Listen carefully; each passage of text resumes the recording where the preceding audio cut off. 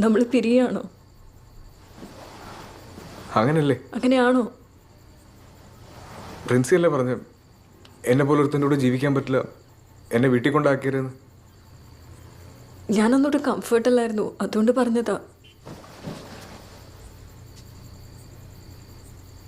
ഇപ്പോ ഞാൻ ഓക്കെയാണ്. ഇച്ചാനോ?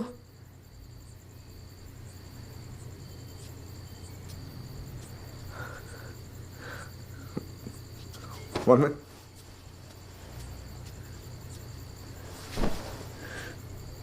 ശ്രുതി, ഞാൻ സത്യം പറയട്ടെ, എനിക്ക് പിരീഡിനെ പറ്റി ചിന്തിക്കാൻ കൂടെ പറ്റത്തില്ലെന്ന്.